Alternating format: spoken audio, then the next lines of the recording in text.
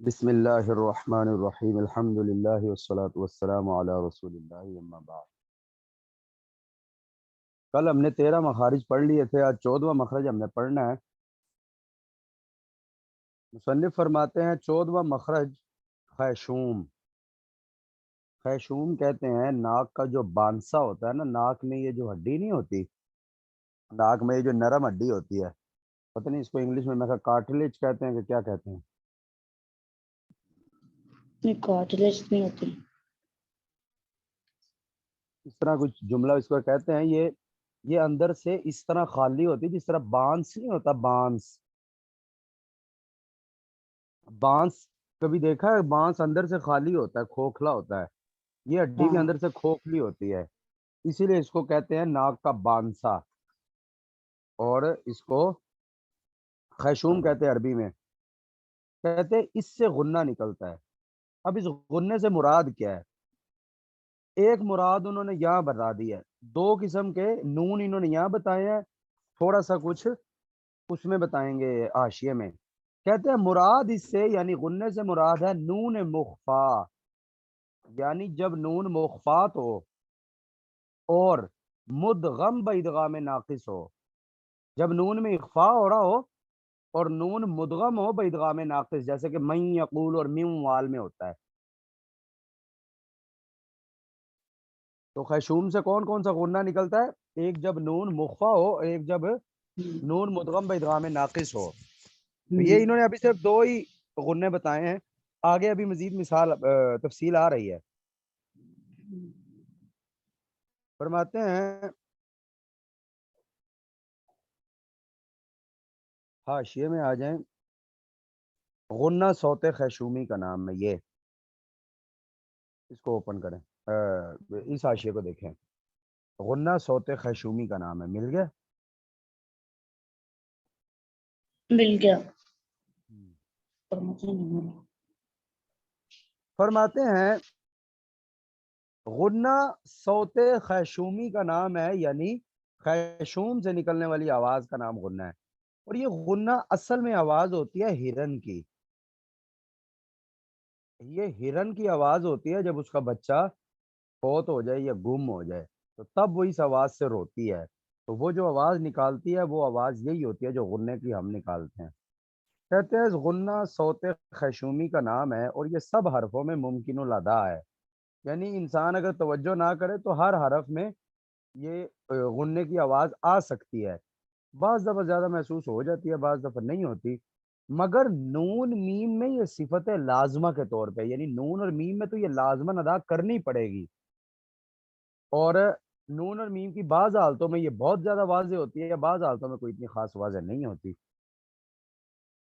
فرماتے ہیں اور جب یہ دونوں حرف مشدد، اب دھیان کریے گا، جب یہ دونوں حرف مشدد ہوں یا مخفا ہوں یا مدغم بالغنہ ہوں،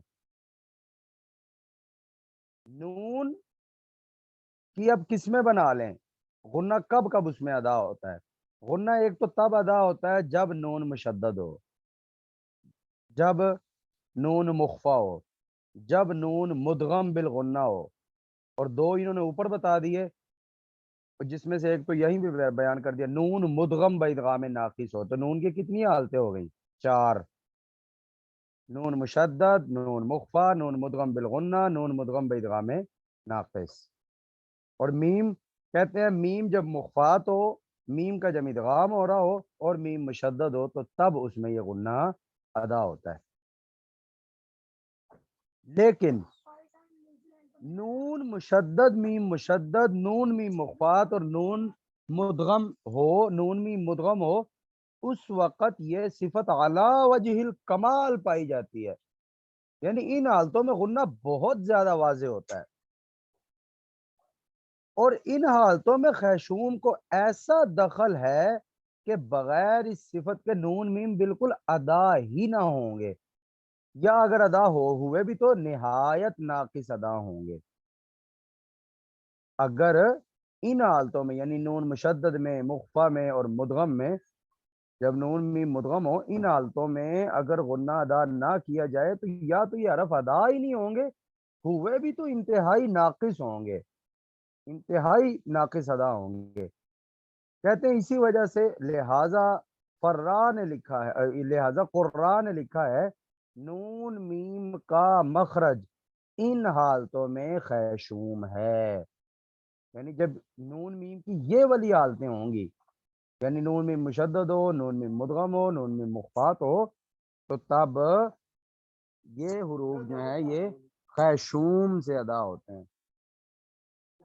تب یہ خیشوم سے ادا ہوتا ہے. اچھا، اب یہ بات تو انہوں نے کر دی نا. اب یہ مکمل تحقیقی گفتگو تھی جو انہوں نے کر دی. اب کچھ اعتراضات ہیں، ان کے جوابات ہیں. اعتراض نمبر 1 کہتے ہیں اعتراض نمبر 1 کہتے ہیں اول یہ کہ سب صفات لازمہ میں یہ بات پائی جاتی ہے کہ بغیر ان کے حرف ادا نہیں ہوتا. یعنی تمام صفات ہیں، صفات لازمہ جتنی بھی ہیں، ان کے لیے یہی بات ہے کہ ان کے بغیر حرف ادا نہیں ہوتا. تو سب کا مخرج بیان کرنا چاہیے نا. یعنی ہر حرف کی ہر صفت کا مخرج بیان کرنا چاہیے، یا اور مخرج بدلنا چاہیے، یا پھر 2 مخرج لکھنے چاہیے. اعتراض یہ ہے کہ ہر حرف میں یہ بات پائی جاتی ہے. اگر اس کی صفت لازمہ ادا نہ ہوئی تو وہ حرف ادا نہیں ہوگا یا انتہائی ناقص ادا ہوگا. تو ہم پھر باقی حرفوں کی صفات کا مخرج بیان کیوں نہیں کرتے؟ ہم صفت حمز کا مخرج کیوں بیان نہیں کرتے؟ یہ جو دوسری صفات ہیں ان کا مخرج کیوں بیان نہیں کرتے؟ اور غنہ اس کو ہم بیان کر رہے ہیں، غنہ کی صفت ہم بیان کر رہے ہیں. تو ہر حرف میں تو کوئی نہ کوئی صفت پائی جاتی ہے، تو پھر ہونا یہ چاہیے کہ ہر حرف کا مخرج بیان ہو اور ہر صفت کا مخرج بیان ہو، یا پھر 2 مخرج بیان ہو، یا پھر مخرج ہی بدل جائے. تو کیا وجہ ہے؟ تو مصنف جواب دیتے ہیں. جواب یہ ہے کہ چونکہ صفت غنہ کا مخرج سب مخارج سے علیحدہ ہے، اس واسطے بیان کرنے کی حاجت ہوئی بخلاف اور صفات کے کہ انہی مخارج سے تعلق رکھتے ہیں جہاں سے حرف نکلتے ہیں. کہتے ہیں کہ جب بھی ہم کوئی حرف ادا کرتے ہیں تو جو صفات اس میں پائی جاتی ہیں وہ اس حرف کے مخرج سے ہی ادا ہو جاتی ہیں. ایک غنہ ہی ہے کہ جو نون اور میم کی بعض حالتوں میں مخرج سے ادا نہیں ہوتا بلکہ کسی اور جگہ سے ادا ہوتی ہے. صفت غنہ نون میم کی بعض حالتوں میں کسی اور جگہ سے ادا ہوتا ہے صفت غنہ، اور بعض حالتوں میں مخرج سے ہی ادا ہو جاتا ہے. اب جو کسی اور جگہ سے ادا ہوتا ہے اس کے مخرج سے ہی ادا نہیں ہو جاتا، اسی وجہ سے بیان کرنے کی ضرورت ہوئی. اگر کسی اور حرف میں بھی یہ چکر ہوتا کہ اس کی کسی ایک حالت میں اس کی کوئی صفت کہیں اور سے ادا ہونی ہوتی تو ہم اس کو بھی بیان کرتے. صرف یہ چیز نون میم کی بعض حالتوں میں پائی جاتی ہے کہ اس میں جو غنہ ادا ہوتا ہے وہ مخرج سے نہیں بلکہ کسی اور جگہ سے یعنی خیشوم سے ادا ہوتا ہے، تو دور ہونے کی وجہ سے اس کو بیان کرنے کی ضرورت پیش آئی. ٹھیک ہے؟ جی ٹھیک ہے. اب دوسرا شبہ. کیسے؟ دوسرا شبہ یہ ہوتا ہے کہ نون مشدد اور مدغم بالغنہ اور میم مطلقاً خواہ مشدد ہو خواہ مخفا ہو، ان صورتوں میں اصلی مخارج سے نکلنے میں تبدیل مخرج تو نہیں معلوم ہوتا. کہتے ہیں نون جب ہم مشدد پڑھ رہے ہوتے ہیں یا ہم نون میں غنہ کر رہے ہوتے ہیں اور میم ہم جب بھی پڑھتے ہیں تو ہمیں یہ اصلی مخرج سے نکلتے ہوئے معلوم ہوتے ہیں. ہمیں تو نہیں پتہ چلتا کہ یہ ان کا مخرج بدل گیا اور یہ خیشوم سے ادا ہو رہے ہیں. تو اس کا جواب کہتے ہیں یہ ہے کہ مخرج اصلی کو بھی دخل ہے اور خیشوم کو بھی. یعنی نون میم اپنے مخرج سے بھی نکلتے ہیں. ہم کب کہتے ہیں کہ یہ اپنے مخرج سے نکلتے ہی نہیں؟ یہی حالتوں میں صرف خیشوم سے نکلتے ہیں.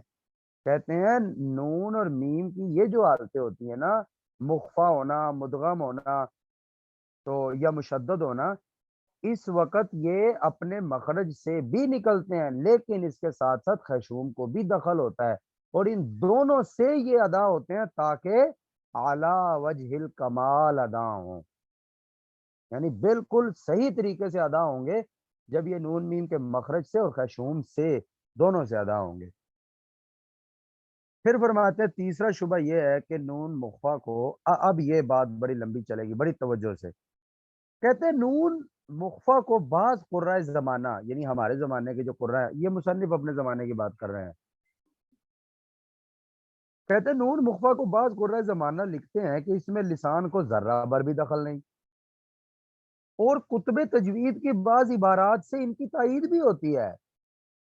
یعنی بعض لوگوں کا خیال ہے، آج بھی ایسے لوگ کچھ موجود ہیں کہ جو کہتے ہیں کہ نون اور میم کی جب یہ والی حالتیں ہوں نا، مشدد اور مخفا اور مدغم، تو تب ہی ان میں لسان کو دخل ہوتا ہی نہیں ہے، خاص طور پہ نون میں کہتے ہیں لسان کو کوئی عمل دخل نہیں ہوتا، سارا تعلق ہی خشوم سے ہے۔ اور بعض ایسی کتب بھی موجود ہیں جس میں لا عمل للسان فیہ یہ لفظ موجود ہیں۔ تو مصنف کہتے ہیں کہ بعض کتب تجوید کی عبارات سے ان کی تائید بھی ہوتی ہے، مگر جب غور و خوض کیا جائے اور سب کے اقوال مختلفہ پر نظر کی جائے تو یہ امر واضح ہو جاتا ہے کہ نون مخفا میں لسان کو بھی دخل ہے، مگر ضعیف ہے، اسی وجہ سے لسان کا عمل کالعدم سمجھا گیا ہے۔ یعنی عمل ضرور ہوتا ہے لیکن ہوتا بہت ضعیف ہے، بس اس ذوف کی وجہ سے اس کو کوئی خاص یعنی اہمیت نہیں دی جاتی، تو یہی کہہ دیا جاتا ہے کہ اس کو عمل ہی کوئی نہیں ہے۔ حالانکہ ایسا نہیں ہے، عمل ہوتا ہے لیکن انتہائی ضعیف ہے، اسی لیے پھر اس کو کالعدم سمجھا جاتا ہے، کیونکہ القلیل کالمعدوم ہوتا ہے۔ پھر کہتے ہیں جیسا کہ حروف مدہ میں اعتماد ضعیف سے قطع نظر کر کے خلیل وغیرہ نے، خلیل یعنی اور بعض لوگ جیسا کہ ابو علی سینا ہو گئے، ابن کیسان، ان لوگوں نے بھی ان کا مخرج جوف بیان کیا ہے، یعنی حروف مدہ میں اقصا حلق پر یا واو مدہ میں شفتان پر اور یا مدہ میں شجر لسان پر انتہائی ضعیف اعتماد ہونے کی وجہ سے ہی تو انہوں نے اس کو بیان ہی نہیں کیا، انہوں نے الگ مخرج ہی بنا دیا پکڑ کے ان کا۔ تو کہتے ہیں ایسا ہو جاتا ہے جب چیز بہت زیادہ قلیل ہوتی ہے تو بعض دفعہ اس کا انکار کر دینے سے بھی کوئی حرج لازم آ نہیں رہا ہوتا۔ کہتے ہیں ایسا ہی نون مخفا کا حال ہے، تو کہتے ہیں نون مخفا کی تعریف یہ کی جاتی ہے کتابوں میں، حرف خفی، یہ حرف ذرا خفی ہے، یخرج من الخیشوم، یہ خیشوم سے نکلتا ہے، لا عمل للسان فیہ، اور اس میں لسان کو کوئی عمل دخل نہیں، اس میں زبان کو کوئی عمل دخل نہیں۔ فرماتے ہیں اب لا عمل للسان کو دیکھ کر خیال پیدا ہوتا ہے کہ لسان کو ذرہ بر دخل نہیں، کیونکہ نکرہ منفی عموم کا فائدہ دیتا ہے، یعنی عمل لفظ جو ہے نا یہاں پہ یہ نکرہ استعمال ہوا ہے، اور اس کے اوپر حرف نفی آ جائے تو اس کا معنی یہ ہوتا ہے کہ یہ عام طور پہ اس کی پکی پکی نفی ہو گئی ہے۔ کہتے ہیں نکرہ منفی عموم کا فائدہ دیتا ہے، اگر یہ صحیح مانا جائے تو حرف کا اطلاق صحیح نہیں، اس واسطے کے حرف کی تعریف ملا علی قاری وغیرہ نے یہ لکھی ہے کہ صوتن یعتمد علی مقطع محقق او مقدر، یعنی حرف کی تعریف یہ ہے کہ حرف کو ادا کرتے وقت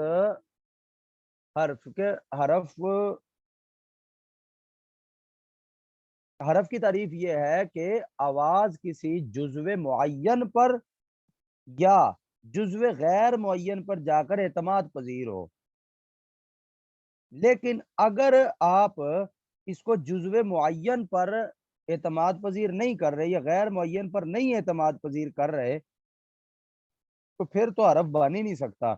تو آگے عبدالرحمن مکی صاحب کہتے ہیں مقطع محقق کو اجزاء، حلق، لسان، شفت بیان کیا، یعنی جو مخرج محققہ ہوتے ہیں وہ حلق سے نکلنے والے، زبان سے نکلنے والے اور ہونٹوں سے نکلنے والے ہوتے ہیں۔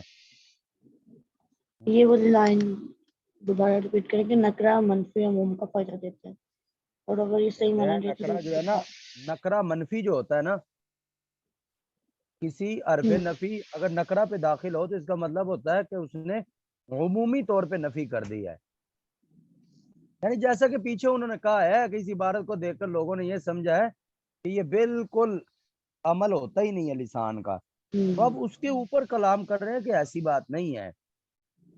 اگر تو ہم اس بات کو صحیح مان لیں کہ لسان کو ذرہ بر دخل نہیں ہے تو پھر حرف نہیں مانا جا سکتا، پھر حرف نون اور نہیں میم مانا کو جا حروف سکتا۔ نہیں مانا کیوں؟ جاتا۔ نون کو بھی حرف نہیں نہ مانا جا سکتا، آپ تو اس کی صرف صفت غنہ کی بات کر رہے ہیں نا کہ وہ خشوم سے نکلتا ہے، تو نون کا بھی تو کوئی مخرج ہے کہ نہیں؟ تو اگر ہاں وہ جی۔ زبان کو دخل ہے ہی نہیں تو پھر نون حرف تو نہ ہوا، تو اس کا کسی جگہ پہ اعتماد ہی نہیں ہے۔ تو وہ یہی کہنا چاہ رہے ہیں کہ مولا علی قاری نے جو تعریف کی ہے نا کہ مقطع محقق اور مقطع مقدر، مقطع محقق کہتے ہیں یعنی جس کسی جزو معین پر آواز ٹکے، اور جوف اور خیشوم جو ہوتا ہے نا یہ جزو معین نہیں ہوتا۔ خیشوم کا کیا پتا کہ کون سے حصے سے لے کے کہاں کون سے حصے تک آواز جو ہے معلق ہوئی ہے، اس طرح خیشوم بھی اندر سے سارا خالی ہوتا ہے، اس کا بھی کوئی جز معین نہیں ہے۔ تو کہتے ہیں کہ جو محقق ہوتے ہیں نا، مقطع محقق ہوتے ہیں جو ہیں یہ حلق لسان اور شفتان کے لیے ہوتے ہیں، اور مقطع مقدر جو ہے یہ خیشوم اور جوف ہوتا ہے۔ انہوں نے ویسے خیشوم کا ذکر تو نہیں کیا، چلے خیر ہے۔ لہٰذا لا عمل للسان میں عمل خاص کی نفی ہے، عمل عام کی نہیں ہے۔ عمل عام کی نفی کریں گے تو پھر نون کو حرف کیسے کہیں گے، حالانکہ نون تو حرف ہے۔ تو کہتے ہیں یہ کسی خاص قسم کے عمل کی نفی ہو رہی ہے کہ زبان کا ایک خاص قسم کا عمل ہے، اس کی نفی ہے۔ اب وہ خاص عمل کیا ہے؟ وہ خاص عمل یہ ہے کہ صحیح طریقے سے پوری زبان جو ہے وہ نون اور میم کے نون کے مخرج پہ ٹکتی نہیں ہے، یعنی زبان صحیح طریقے سے نون کے مخرج پہ لگتی نہیں بلکہ بڑی ضعیف سی لگتی ہے۔ اس پورے طریقے سے اس کو کہتے ہیں اطباق محکم، یا کہتے ہیں الصاق محکم۔ الصاق محکم نہیں ہوا، الصاق ضعیف تو وہی ہے۔ آپ غنہ ادا کر کے دیکھ لیں، من یقولو، آپ دیکھیں زبان جو ہے وہ نون کے مخرج پہ لگی تو کوئی نہیں ہوئی۔ چلیں یہاں تو پھر بھی غنہ ہو گیا نا، آپ اس کو پڑھ لیں من دون اللہ، اب اس کو من دون اللہ تو نہیں پڑھا جائے گا، من دون اللہ۔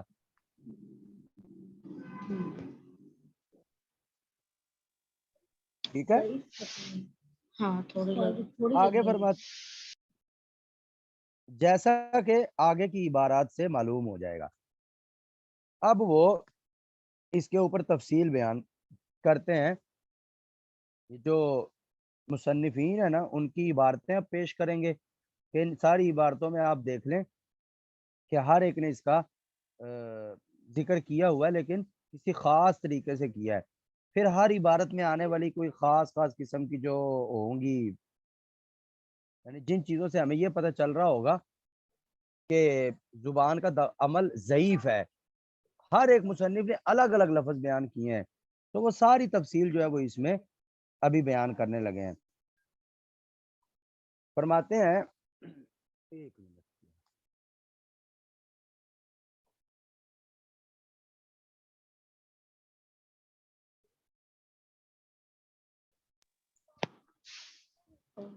آواز نہیں آ رہی۔ جی نہیں وہ میں ایک منٹ اٹھ گیا تھا۔ اچھا، اب یہ عبارتیں پیش کرنے لگے مصنفین کی۔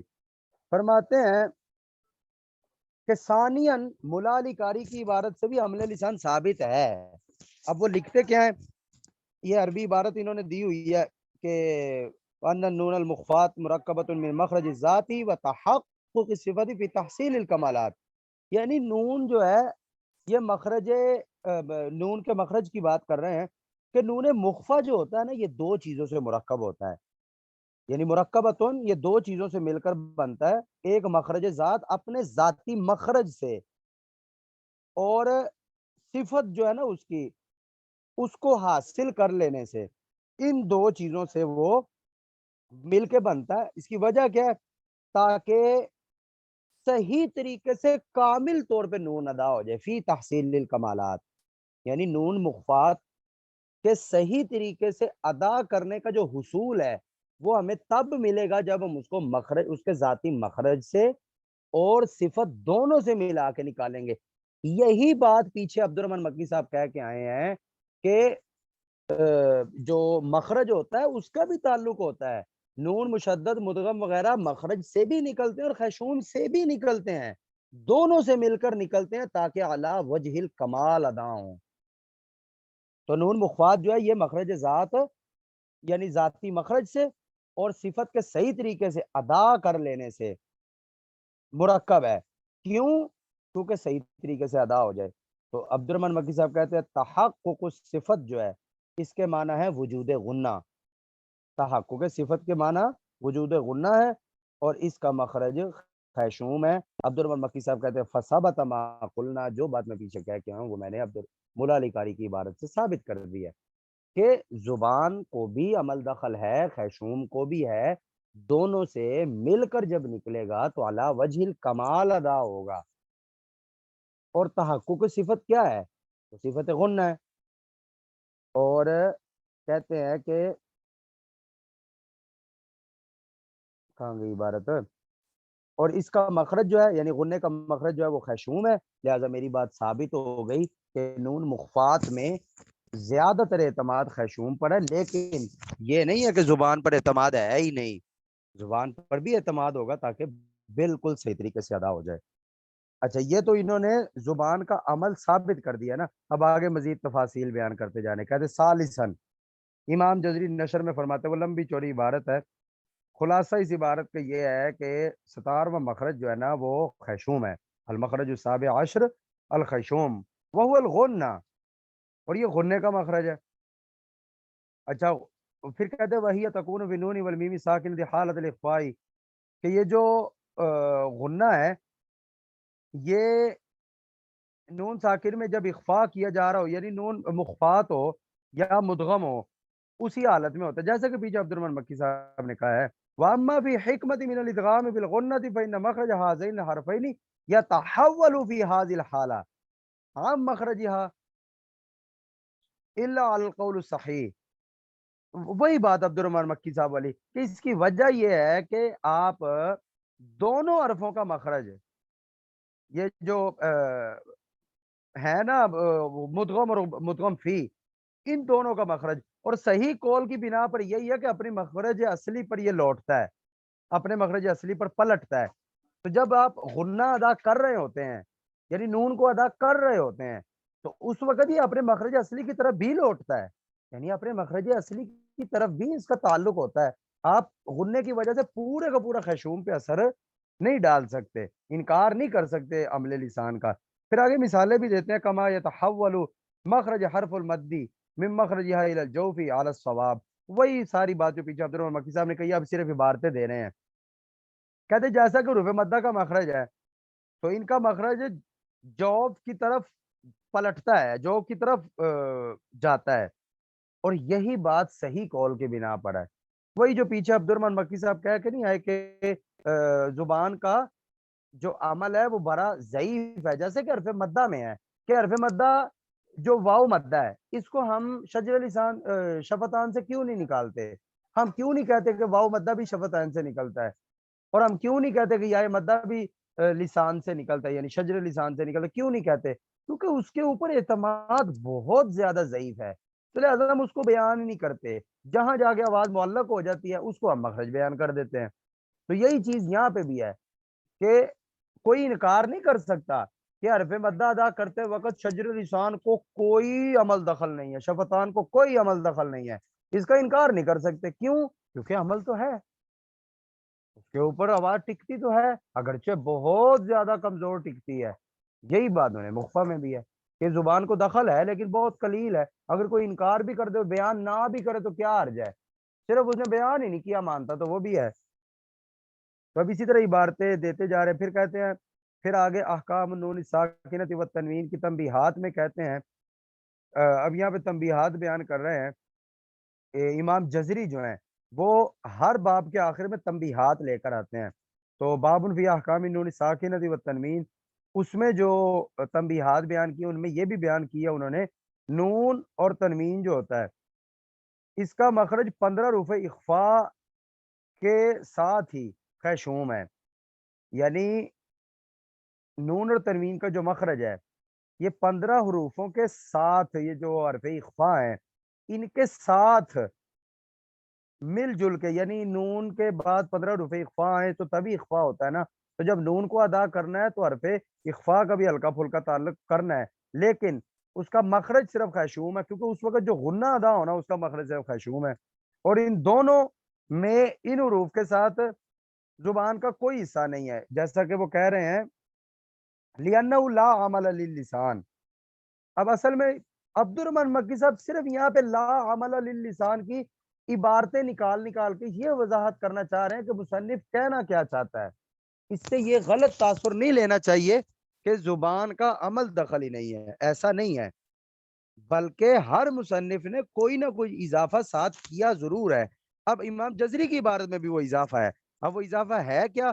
وہ جو آگے امام جزری نے کہا لا عمل للسان فیہما کعملہ فیہما، یہ بات صرف اس عبارت کی طرف آپ کی توجہ دلانا چاہتے ہیں کہ زبان کا کہتے ہیں کوئی عمل دخل نہیں ہوتا، کیونکہ ان دونوں میں زبان کا کوئی کام ہی نہیں ہے. جیسا کہ جی یہ والی تنبیہ دوبارہ سے سمجھائیے گا شروع سے بات. امام جزری کہہ رہے ہیں، امام نہیں یہ والی جزری الاول مخرج النون، یہ والی یہی کرنے لگا ہوں.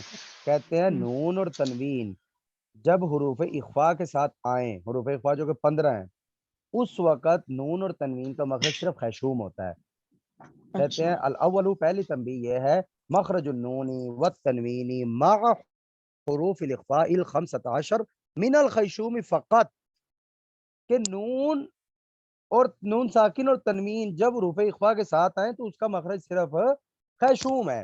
اچھا یہ بات انہوں نے کہہ دی نا. اب آگے کہتے ہیں لیکن یہ یاد رکھیں لا حظ، اس بات کو مت بھولیں کہ ان دونوں حرفوں میں ماہم فیہما معہن فی الفم، اس بات کو آپ نہ بھولیں کہ ان دونوں میں زبان کا کوئی عمل دخل نہیں ہے. ان دونوں حرفوں میں ان حروف کے ساتھ زبان کا کوئی حصہ نہیں لگتا. کیوں نہیں لگتا؟ لِأَنَّهُ لَا عَمَلَ لِلسان، کیونکہ یہاں پہ زبان کا کوئی عمل دخل ہے ہی نہیں. پھر آگے اس کی مثالیں دینے لگے. کہتے جیسا کہ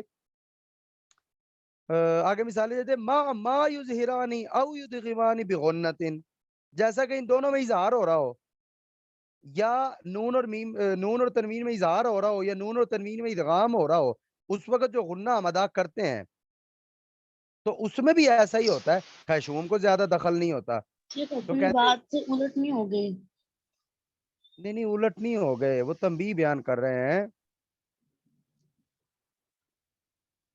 نہیں امام جزری کی عبارت میں لا عمل للسان آئے گا نا، لیکن آگے اچھا وہ تھوڑی سی اس کے ذوف کی طرف اشارہ کریں گے.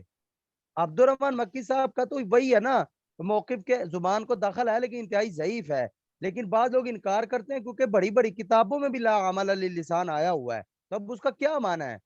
عبد الرحمن مکی صاحب ان لوگوں کی عبارتیں پیش کرنے کے بعد جو اس میں انہوں نے ذوف کا ذکر کیا وہ اس کی طرف اشارہ کر رہے ہیں. تو کہتے ہیں کہ امام جزری یہی کہنا چاہتے ہیں کہ زبان کا کوئی عمل دخل نہیں ہوتا. اچھا عمل دخل نہیں نہ ہوتا یہ کہہ دیا نا انہوں نے. اب آگے کا عمل ہی لفظ اس میں استعمال ہوا ہے، کا عمل ہی فیہما. اب اسی چیز کو عبدالرحمن مکی صاحب آگے بیان کریں گے. ایک منٹ، یہ عبارتوں کا خلاصہ آگے عبدالرحمن مکی صاحب خود بیان کریں گے. ابھی صرف یہ حاشیہ سمجھیں. عبدالرحمن مکی صاحب کہتے ہیں اس سے معلوم ہوا کہ نفی قید کی ہے، مطلقاً عمل کی نہیں. عبدالرحمن مکی صاحب فرما رہے ہیں کہ یہاں پہ ایک خاص قسم کی قید ہے، اس کی نفی کی ہے علامہ جزری نے. پورے کا پورا زبان کا قطعاً عمل نہ ہونا یہ بیان نہیں کیا امام جزری نے. یعنی اظہار اور ادغام بالغنہ میں جو عمل ہے یہ نون مخفا میں نہیں ہے.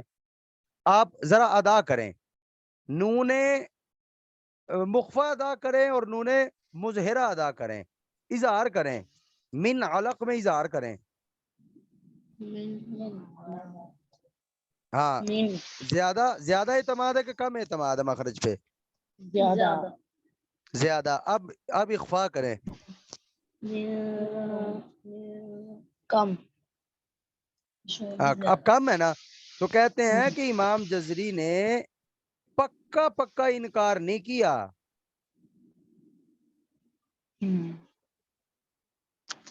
ہاں جی انہوں نے بالکل زبان کے عمل نہ ہونے کا نہیں قول بیان نہیں کیا امام جزری نے، بلکہ ایک خاص قسم کی جو قید ہے وہ بیان کی ہے، مطلقاً عمل لسان کی نفی نہیں کی۔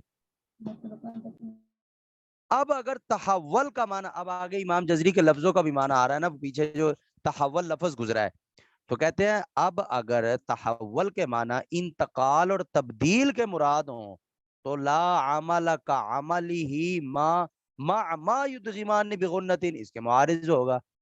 کہتے اگر تو آپ کہتے ہیں کہ تبدیل مخرج معلوم ہو رہا ہے، اس کو عمل دخل ہی نہیں ہے، یہ جو لسان ہے اس کا عمل دخل ہی نہیں ہے، صرف خیشوم ہی خیشوم ہے، تو آگے تو خود امام جزری نے کہا کہ عملی ہی فیہ ما یظہرانی او یدغمانی، پھر اس میں کیا کریں گے؟ اگر تو مطلق نفی ہے پھر یہاں کیا کریں گے؟ مدغم میں تو لسان کا عمل ہے، تو امام جزری بھی مطلقاً منع نہیں کر رہے، کسی خاص ایک کیٹیگری میں منع کر رہے ہیں۔ اگر وہ لا عمل للسان کہہ رہے ہیں جیسا کہ امام جزری نے کہا بھی ہے، تو لا عمل للسان اخفاء کے حروف میں کہا گیا ہے۔ اب امام جزری کی عبارت دیکھیں، عبد الرحمن مکی صاحب کو چھوڑیں، کہتے ہیں مخرج النون والتنوین مع حروف الاخفاء 15 من الخیشوم فقط، کہ نون اور تنوین جب حروف اخفاء کے ساتھ ہوں تو پھر غنہ صرف خیشوم سے نکلتا ہے۔ آگے کہتے ہیں لا حظ فیہما معہن فی الفم، اور یہ جو ہے کہ یہ کیا لفظ یہاں پہ استعمال ہوا ہے، فی الفم ہے کہ کیا ہے؟ منہ ٹھیک ہے، وہ لکھا صاف نہیں ہوا۔ کہتے ہیں پھر ان دونوں میں، ان حروف کے ساتھ منہ میں زبان کا کوئی حصہ نہیں ہے، یعنی یاد رکھیں کہ جب یہ حروف اخفاء ادا ہوتے ہیں اس وقت منہ کے اندر کسی قسم کا کوئی عمل دخل نہیں ہوتا۔ کیوں نہیں ہوتا؟ لِأَنَّهُ لَا عَمَلَ لِلسان، تو منہ میں جو زبان ہے حروف اخفاء یا نون مخفا ادا کرتے وقت اس کا کوئی عمل دخل نہیں ہوتا۔ کہہ دیا نا کوئی عمل دخل نہیں ہوتا۔ اب آگے کہتے ہیں کا عمل ہی، جیسا کہ لسان کا عمل ہوتا ہے، فیہما نون اور تنوین میں، ما یظہرانی جب یہ دونوں اظہار کے ساتھ پڑھے جا رہے ہوں، او یدغمان بغنت جب غنہ کے ساتھ پڑھے جا رہے ہوں، تو تب تو ہوتا ہے لیکن اخفاء میں نہیں ہوتا۔ تو آگے عبد الرحمن مکی صاحب اس کی وضاحت کر رہے ہیں، اس سے معلوم ہوا کہ نفی قید کی ہے، مطلقاً عمل کی نہیں ہے۔ مثلا کون سی قید میں لسان کا عمل نہیں ہوتا؟ اخفاء میں، مطلقاً تو وہ منع کر ہی نہیں رہے۔ اب امام جزری کی یہ جو عبارت ہے نا، لا عمل للسان فیہما کعمل ہی فیہما، اس جملے کو ذہن میں رکھیں بس آپ، آگے عبد الرحمن مکی صاحب اس کو استعمال کریں گے۔ تو اب یہ ان لوگوں پر ایک سوال کر رہے ہیں عبد الرحمن مکی صاحب، اب اگر تحول کے معنی انتقال اور تبدیل کے مراد ہے، جیسا کہ پچھلی عبارت میں جیسا کہ لوگوں نے سمجھا نا کہ اس کا معنی ہے کہ لسان پر کوئی عمل دخل نہیں، صرف خشوم ہی خشوم کو عمل ہوتا ہے، تو کہتے ہیں امام جزری نے لا عمل کا عمل ہی مع ما یدغمان بغنت، یہ جو کہا ہے تو یہ تو بات ایک دوسرے کے مخالف نہیں ہو جائے گی، تو کہتے ہیں لہٰذا مراد تحول سے توجہ اور میلان ہے، اس طرح پر کہ محول عن اور محول الیہ دونوں کو دخل ہے، نون نکل اپنے مخرج سے ہی رہا ہے لیکن اس کی ایک خاص حالت کی وجہ سے زیادہ اعتماد خیشوم پر ہے، تو یہ تحول کا معنی آپ یہ لیں کہ جس کی طرف تحویل ہو رہا ہے اور جس سے تحویل ہو رہا ہے دونوں کو عمل دخل ہے۔ انتقال اس کا معنی نہ لیں، انتقال کا معنی ہو جائے گا لا عمل للسان، بالکل زبان کو عمل دخل ہی نہیں ہے، پورے کا پورا نون خیشوم سے نکل رہا ہے، تو ایسا تو ہے ہی نہیں، کیونکہ یہ تحول کا معنی انتقال نہیں ہے۔ پھر امام جزری کی عبارت کا کیا کریں گے؟ تو وہ کہتے ہیں بہتر یہ ہے کہ جو امام جزری نے اپنی پہلی عبارت میں تحول لفظ استعمال کیا اس سے مراد توجہ لیں، کہ ایک ہی چیز سے دیکھتے ہوئے دوسری چیز کی طرف توجہ کر دی، یا ایک مخرج سے نکلتے ہوئے دوسرے مخرج کی طرف میلان ہو گیا، اور وہ میلان اس طرح ہے کہ محول عنہ اور محول الیہ دونوں کو دخل ہے۔ محول عنہ کون ہے؟ لسان، نون کا مخرج، اور محول الیہ کیا ہے؟ خیشوم، مگر نون خفیفہ میں بنسبت نون مشدد کے لسان کو بہت کم دخل ہے. نون مشدد میں تو لسان کو بہت زیادہ دخل ہے, خشوم کو بھی ہے لیکن بہت زیادہ نہیں ہے. لیکن نون مخفا میں یہ سسٹم نہیں ہے. نون مخفا میں زیادہ عمل دخل خشوم کو ہے. کہتے ہیں ہم اگر نون مخفا میں بنسبت نون مشدد کے لسان کو بہت کم دخل ہے, بخلاف نون مشدد و مدغم بالغنہ و میم مخفات کے, کہ ان میں لسان و شفت کو زیادہ دخل و عمل ہے. یعنی جب نون مشدد ہو, جب نون مشدد ہو, نون مدغم ہو, اسی طرح میم مخفات ہو, نون مشدد ہو, نون کا ادغام ہو رہا ہو اور میم مخفات ہو, تو اس وقت زیادہ عمل مخرج کو ہے, کم عمل خیشوم کو ہے. لیکن جب نون خفیفہ ہو تو تب خیشوم کو زیادہ عمل ہے, لسان کو کم عمل ہے.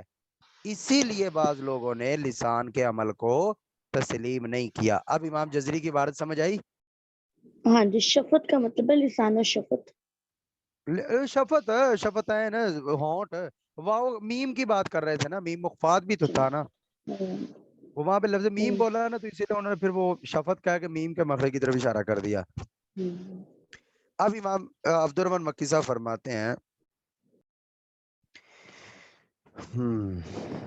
آگے امام عبد الرحمن مکی صاحب کہہ رہے ہیں کہ ایک بات اور یہاں سے ظاہر ہوتی ہے کہ نون مخفا میں لسان کو ایسا عمل بھی نہ ہو جیسا کہ نون میں مشدد میں ہوتا ہے, اور نہ بعد اور نہ ما بعد کے اور نہ ما بعد کے حرف کے مخرج پر اعتماد ہو. یعنی جب آپ نون مخفا ادا کریں تو مانا کہ زبان کو عمل دخل ہوتا ہے, لیکن اتنا نہیں ہوتا جتنا نون میں مشدد میں ہوتا ہے. اچھا, ایک تو یہ چیز یاد رکھیں. نمبر 2 کیا چیز یاد رکھیں؟ نمبر 2 یہ یاد رکھیں کہ جب نون مشدد آپ نون مخفا آپ ادا کریں تو اس کے بعد آنے والا حرف مخفا کے مخرج پر اعتماد نہیں کرنا. بعض لوگ یہ بھی کر دیتے ہیں, یعنی بہت زیادہ ما بعد کے حرف کے اوپر اعتماد کر دیتے ہیں. اخفاء عند الحرف کرنے کے چکر میں نون کے مخرج پر یعنی لسان کا عمل ذرا ضعیف ہوتا ہے نا, تو اسی کے چکر میں دوسرا حرف جو اس کے بعد آ رہا ہے جس کو حرف مخفا کہتے ہیں, یعنی جس حرف اخفاء کہتے ہیں جس کو, تو حرف اخفاء کے مخرج پر اعتماد زیادہ کر دیتے ہیں. اسی وجہ سے بعض لوگ اخفاء مفخم والا کیسے کرتے ہیں, ایوں طالقو, حالانکہ یہ صرف ہلکا سا موٹا ہونا ہے, ایوں طالقو, ایوں طالقو, اس کو ایوں طالقو نہیں کرنا. ٹھیک ہے, ہاں جی ٹھیک ہے. آگے فرماتے ہیں جیسا کہ واو یا لام را میں بحالت ادغام بالغنہ اعتماد ہوتا ہے. کہتے ہیں جب آپ نون کا واو میں, نون کا یا میں, نون کا لام میں, نون کا را میں ادغام بالغنہ کرتے ہیں تو اس وقت آپ نے پورا اعتماد ان 4 حرفوں پہ کیا ہوتا ہے اور غنہ ادا کر رہے ہوتے ہیں. یہ والا چکر جو ہے یہ حرف اخفاء میں نہیں ہوگا.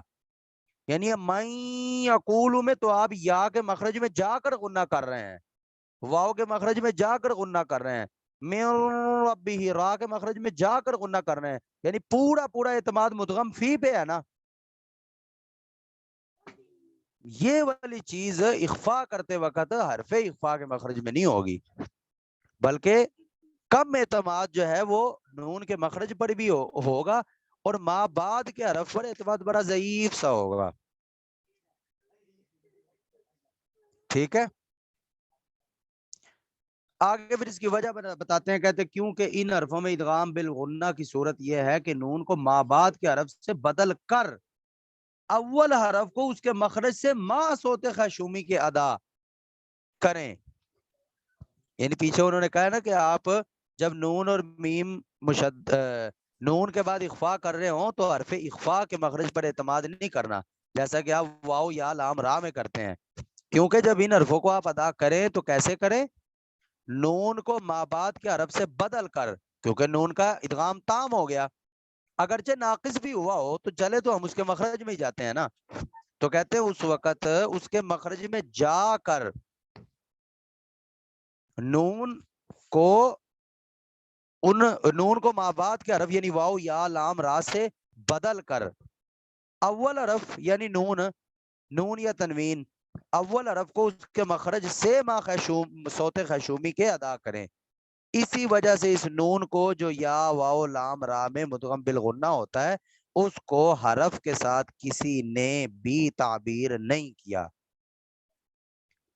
جب ہم ادغام کر رہے ہوتے ہیں نا نون کا لام میں یا نون کا را میں یا نون کا یا میں یا نون کا واو میں، اس وقت ادا ہونے والے غنے کو کوئی بھی حرف نہیں کہتا.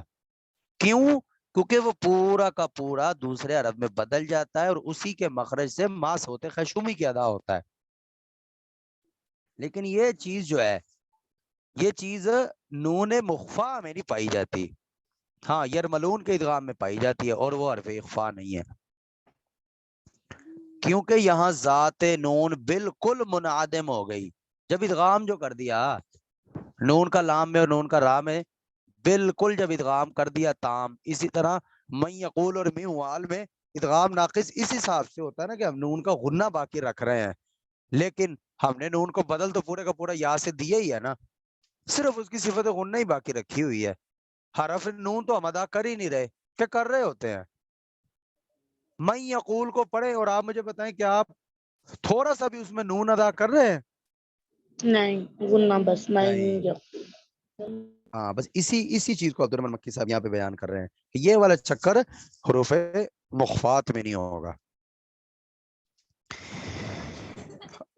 فرماتے ہیں اور نہ اصلی مخرج سے کچھ تعلق رہا، صرف غنہ باقی ہے جس کا محل خشوم ہے، بخلاف نون مخفا کے کہ اس کی تعریف یہ کی جاتی ہے کہ حرف خفی یا خروج من الخیشوم ولا عمل للسان فیہ ولا شائبہ حرف آخر فیہ، کہ نون مخفا جو ہے وہ حرف خفی ہے اور وہ خیشوم سے ادا ہوتا ہے اور اس میں لسان کا کوئی عمل دخل نہیں ہے اور نہ ما بعد کے حرف کا اس میں کوئی شائبہ ہے. ٹھیک ہے. آگے فرماتے ہیں اب امام جزری کے قول سے بھی ثابت ہو گیا کہ نون مخفا میں لسان کو بھی کچھ دخل ہے.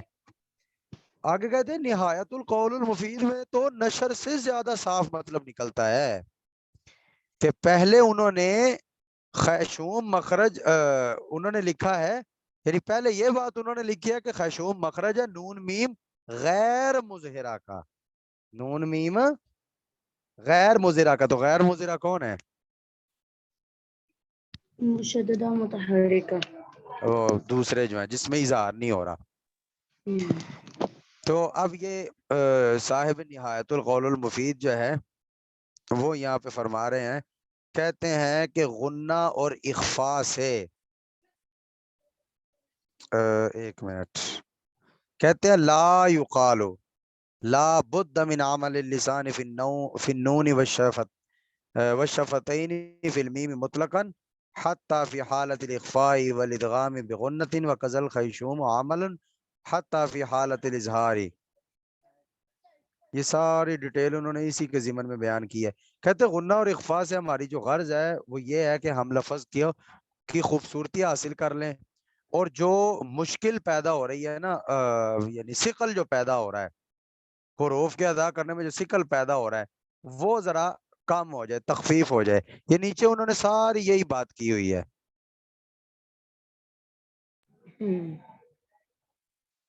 ہاں یہ ساری یہی بات انہوں نے کی ہوئی ہے. پھر کہتے ہیں جس میں لسان کو ذرہ پر بھی تعلق نہ ہو، یعنی اخفاء ایسے ہو کہ اس میں زبان کو بالکل نہ ہو، کوئی عمل نہ ہو. اور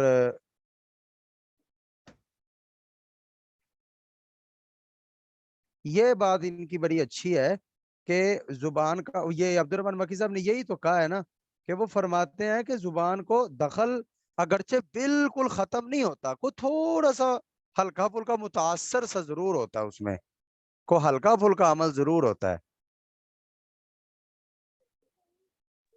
ہاں جی ایک منٹ بغن نظر عمل خشمی چالو مخرج ہی نظر عمل لسانی شفتین ایزن ولما کان لفظ فی حرکت تحریک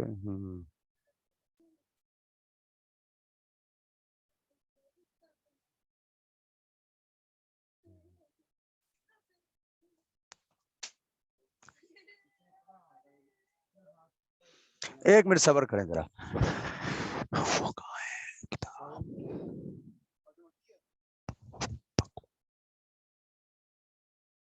یہ پکڑاؤ یہاں کہیں فائدے مکیہ پڑی ہوگی ذرا دو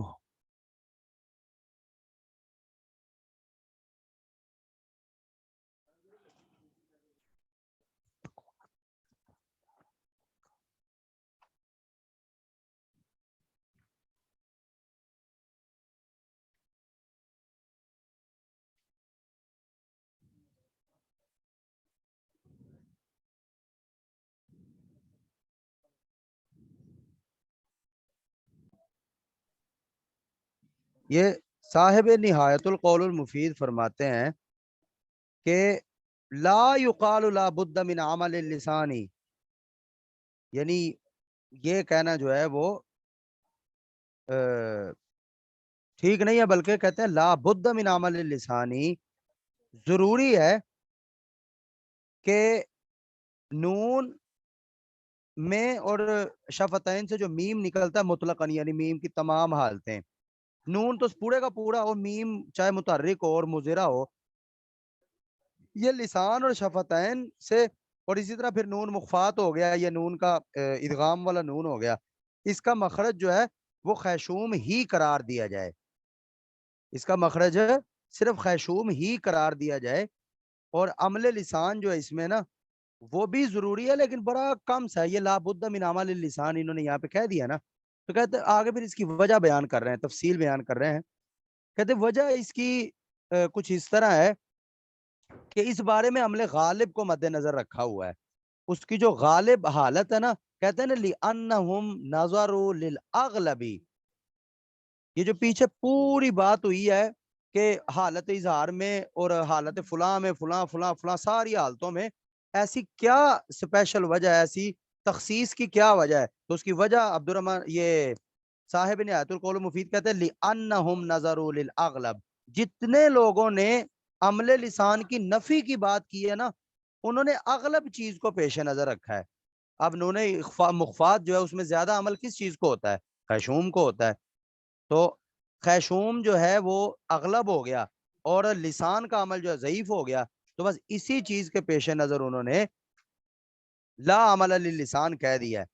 پھر آگے کہتے ہیں کہ فَحَكَمُوا لَهُ بِأَنَّ الْمَخْرَجِ فَلَمَّا كَانَ فِي حَالَةِ إِخْفَائِهِمَا وَإِدْغَامِهِمَا بِغُنَّةٍ عَمَلَ الْخَيْشُومِ جَعَلُوهُ مَخْرَجَهُمَا حِينَئِذٍ، کہ جب بھی نون کا اخفاء ہو رہا ہو یا غنے کے ساتھ ادغام ہو رہا ہو تو عمل خیشوم زیادہ ہوتا ہے، اغلب ہوتا ہے، فلما کان الاغلب عمل الخیشومی، خیشوم کا عمل اغلب ہوتا ہے، کب فی حالت اخفائہما و ادغامہما بغنۃ، اچھا اسی وجہ سے محققین نے کیا کیا، جعلوہ، خیشوم کو مخرجہما، ان دونوں کا مخرج بیان کر دیا، یعنی پھر عمل لسان کی بات نہیں کی، پھر آگے کہتے ہیں وَإِنْ عَمَلَ اللِّسَانُ وَالشَّفَتَانِ أَيْضًا وَلَمَّا كَانَ الْأَغْلَبُ فِي حَالَةِ التَّحْرِيكِ وَالْإِظْهَارِ، حالت تحریک ہو حالت اظہار ہو تو پھر مجھے بتائیں اغلب عمل کس کے اوپر ہے،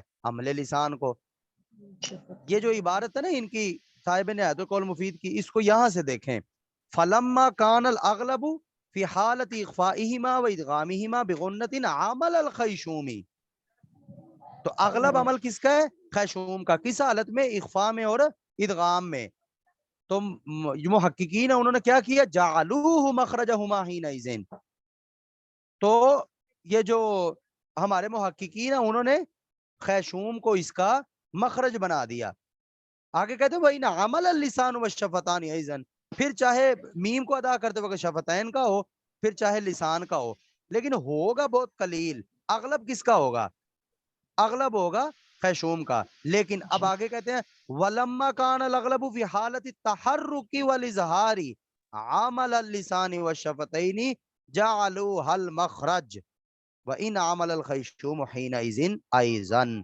کہتے ہیں جب اس کی حالتیں ہوتی ہیں جب یہ نون اور میم متحرک ہوتا ہے یا اس میں اظہار ہو رہا ہوتا ہے تو پھر اغلب عمل کس چیز کا ہوتا ہے؟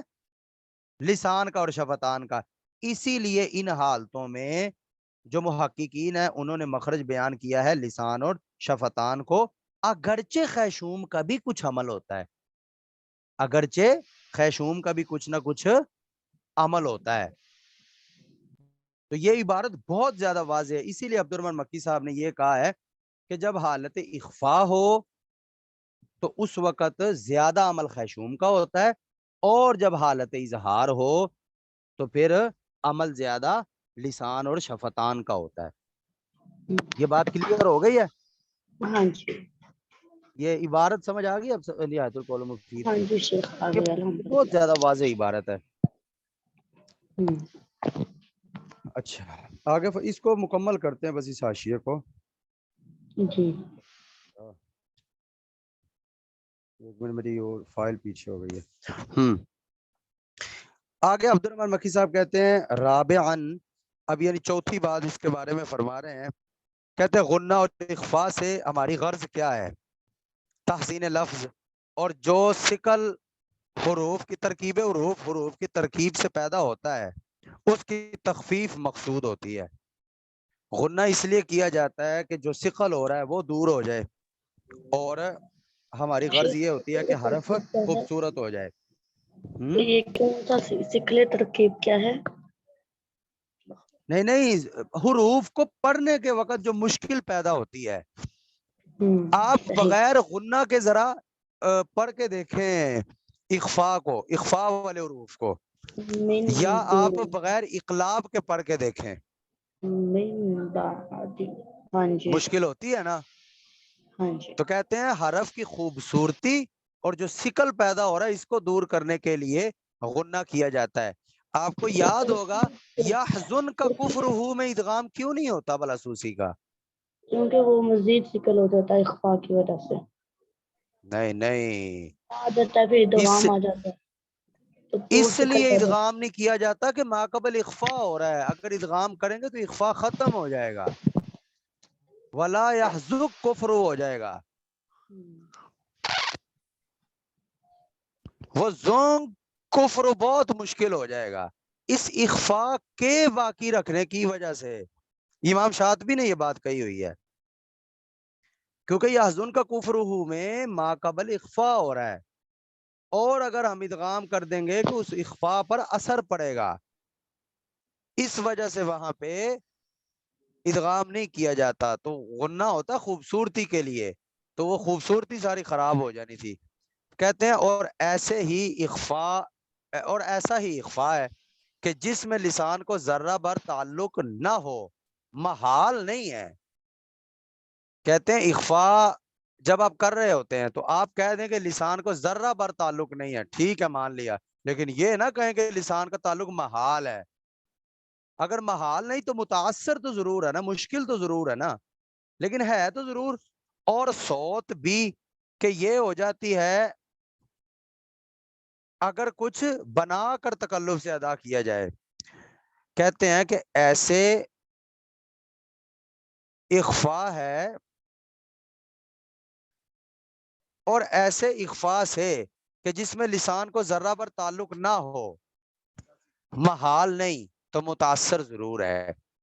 کہنا چاہتے ہیں کہ ایسا اخفاء کہ جس میں لسان کو کوئی تعلق نہ ہو، وہ اگرچہ ادا کرنا محال نہ ہو، یعنی میں اس طرح اخفاء ادا کروں کہ میں زبان کو بالکل نہ لگاؤں، تو یہ محال نہیں ہے، انسان ادا کر سکتا ہے، کر بھی سکتا ہو تو لیکن مشکل بہت ہے. اور اس کی جو صوت ہے وہ بھی مشکل ہے. کیونکہ یہ ادا تو ہو جاتی ہے، اگر بندہ کچھ بنا کر کو تکلف سے ادا کیا جائے تو پھر ادا تو ہو ہی جاتا ہے، لیکن کیا وہ خوبصورتی رہے گی کہ نہیں رہے گی؟ نہیں رہے تو گی. نہیں رہے گی. تو کہتے ہیں حاصل یہ ہے کہ انہوں نے مخفات کے ادا کرتے وقت زبان حنک سے قریب متصل ہوگی، مگر اتصال نہایت ضعیف ہوگا. یہ پوری جو بحث کی ہے نا انہوں نے شروع کے 3 اعتراضات کے جوابات دینے کے بعد چوتھا یہ سارا ان لوگوں کو جواب دیا ہے کہ جو لوگ کہتے ہیں کہ زبان کو بالکل عمل دخل نہیں ہے. اور عبد الرحمن مکی صاحب کی طرف منسوب ایک رسالہ بھی اسی چیز پہ ہے. ابھی تک تو ثابت نہیں ہو سکا یہ انہی کا ہے، لیکن ان کے ایک شاگرد عبداللہ مراد آبادی صاحب کا ضرور ہے. اس میں بھی انہوں نے عمل لسان کے نہ ہونے کے اوپر بہت لے دے کی ہے، بڑی تفصیل سے بیان کیا ہے. تو یہ پوری بحث آپ کو سمجھ آئی ہے کہ نہیں؟ الحمدللہ. تو یہ جتنے شروع میں اعتراضات جوابات ہیں یہ بھی بڑے اہم ہیں، یہ بھی یاد کیجئے گا. یہ پوری بحث نہیں بھی یاد کرنی تو کم از پڑھانے کا میرا مقصد یہ تھا کہ آپ کو فوائد مکیہ کی ہر چیز آتی ہو. خلاصہ اس کا یہی ہے کہ زبان کو نون مخفا ادا کرتے وقت بھی زبان کا عمل دخل ہے، لیکن انتہائی قلیل ہے، لہٰذا اس کا انکار نہیں کر دینا چاہیے. اور جن کتابوں سے لا عمل للسان عبارت نکلتی ہے تو ان کا بھی ان کی مراد بھی یہ نہیں ہے کہ وہ زبان کا عمل مانتے ہی نہیں ہے، لہٰذا ان کی عبارتوں سے بھی غلط معنی نہیں لینا چاہیے. وہ بھی مانتے ہیں لیکن بعض لوگ اس لیے بیان نہیں کرتے، وہ کہتے ہیں انتہائی ضعیف چیز ہے کیوں بیان کریں، جیسا کہ فرا خلیل نے کیا کہ ذوف کی وجہ سے بیان کر دیا، اور فرا وغیرہ نے ذوف کو بھی لے کر بیان کر دیا، اور خلیل نے ذوف کو بیان نہیں کیا بلکہ اپنی طرف سے ایک مخرج کا اضافہ کر دیا. تو عبد الرحمن مکی صاحب نے ساری بات اسی وجہ سے کی ہے کہ عبارت سے غلط مطلب نہیں لینا چاہیے اور عمل لسان کی نفی نہیں کرنی چاہیے.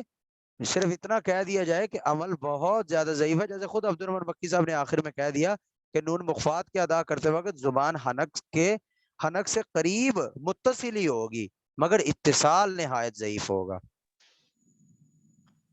شیخ تو یہ حنک کیا ہماری تھا ہم نے کل پڑھا تھا، میں نے حنک. کل بتایا حنک ہاں مجھے یاد ہے یہ کل بتایا، لیکن اس کا معنی ہو تالو کو کہتے ہیں تالو.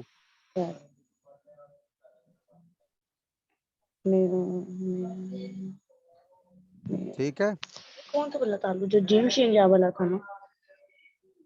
اوہو تالو پورے کے پورے تالو کو حنک کہتے ہیں، لمبے والے کا صحیح شروع سے آخر. پورے کے پورے تالو کو حنک کہتے ہیں. اور یہ جب نون کا مخرج ادا کرنا تھا اس میں جو تالو کا حصہ لگتا ہے صرف اسی کی بات ہو رہی ہے ابھی یہاں پہ. ٹھیک ہے جزاک اللہ. ٹھیک ہے چاہے بارک اللہ فیکم حیاکم اللہ تعالی. السلام علیکم ورحمۃ اللہ وبرکاتہ. وعلیکم السلام ورحمۃ اللہ وبرکاتہ.